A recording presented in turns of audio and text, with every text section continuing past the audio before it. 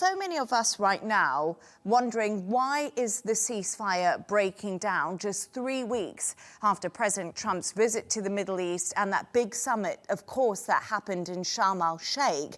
And if you listen to Elon Levy, he says Israel are completely committed to the ceasefire and it's all Hamas's fault. I'm not surprised that the ceasefire appears to be collapsing before our eyes. That's not a surprise. If you look at the way the ceasefire was designed, the structure of the ceasefire, it was always designed to be fragile. Beyond the structure of the ceasefire, I think there are two crystal clear elements that demonstrated that the ceasefire was probably going to collapse on the day it was signed. I think the first piece of evidence we have is the fact that there has been a ceasefire technically between Israel and Lebanon for the last 11 and a half months.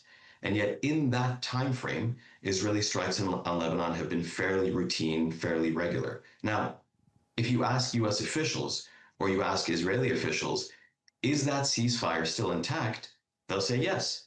If you ask the residents of southern Lebanon, is the ceasefire still intact? They would say absolutely not.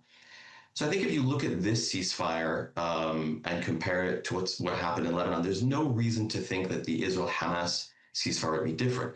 The second element, I think, is that if you look at the 6 months preceding the conclusion of this ceasefire, you'll see that Israel resisted US diplomatic intervention to reach a ceasefire.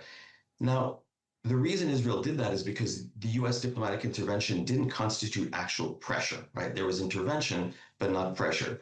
When the US applied pressure, the Israelis agreed to a ceasefire, right? Hamas is the weaker party.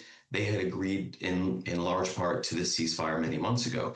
I think the problem is that the US hasn't sustained that pressure. And I think politically, when you look at the fact that Israel doesn't want the ceasefire to move to phase 2 and phase 3, particularly Netanyahu doesn't, and you look at the US-Israel relationship, you'll see that the US-Israel relationship will supersede a US commitment to a Hamas-Israel ceasefire and the work necessary to maintain it.